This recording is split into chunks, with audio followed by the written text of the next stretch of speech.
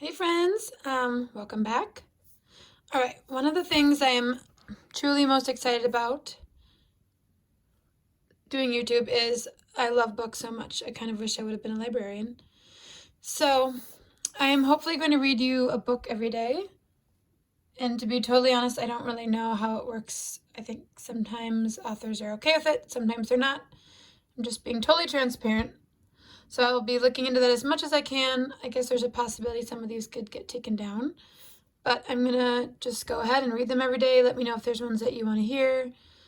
I have so many more in my classroom that I wish I would have brought with me if I would have known how long we would be gone. But I do have a pretty good stash, and I can't wait to introduce them to you.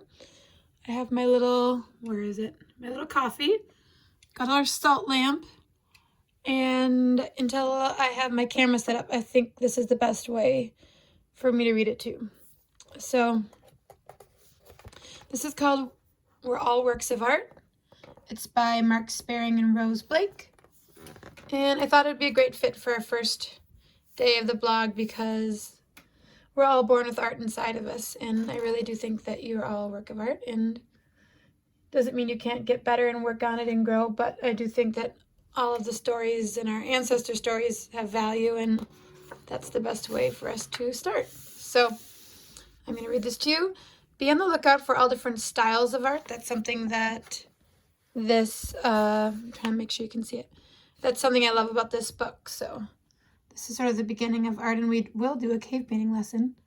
But that's a little nod to cave painting there. So here we go. We're all works of art. Our faces might seem angular, with noses all askew.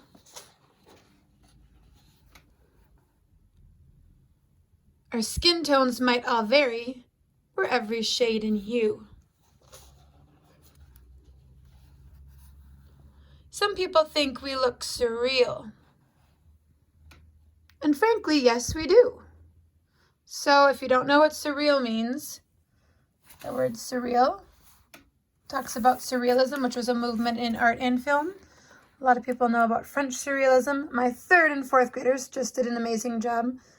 So shout out to you guys and tell your people what surrealism is all about if you're watching. But we will learn about that. We'll do another little lesson. But if you're not sure what surreal means, think about this picture and what is not normal. Are our heads usually made of oranges? Think about everyday objects and how we use them. We'll go more into surreal later. But we can make you tilt your head and see the world anew. Our feet might be so heavy, they root us to the floor. But we have a certain presence that no one can ignore. We might look rather classic, or something else less so. We might look quite familiar, or like no one else you know. Our bodies might all differ in shape and form. Yes, this is a little bit of art nudity, but y'all be fine.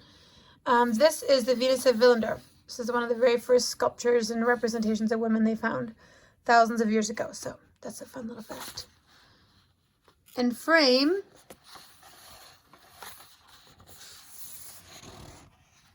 But think how dull the world would be if we were all the same.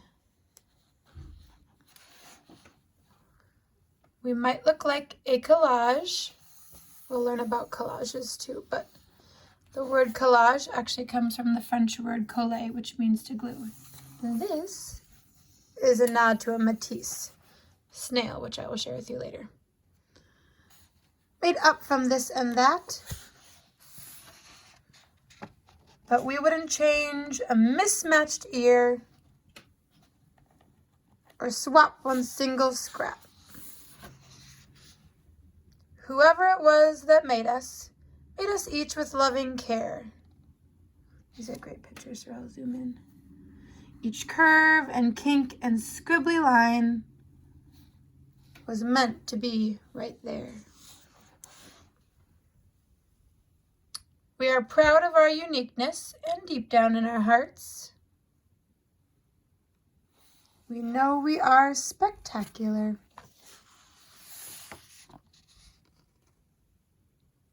For we're all works of art. I love this book. And I really love at the end that they talk about the different styles. So prehistoric is what we talked about, cave painting, Egyptian art. Yeah, so it's just a beautiful book. I highly recommend it. I recommend buying it from a local bookstore because they need our help right now. So that's our first book. We're all works of art. Let me know what you think. I'm going to finish my coffee, and I can't wait to read to you tomorrow.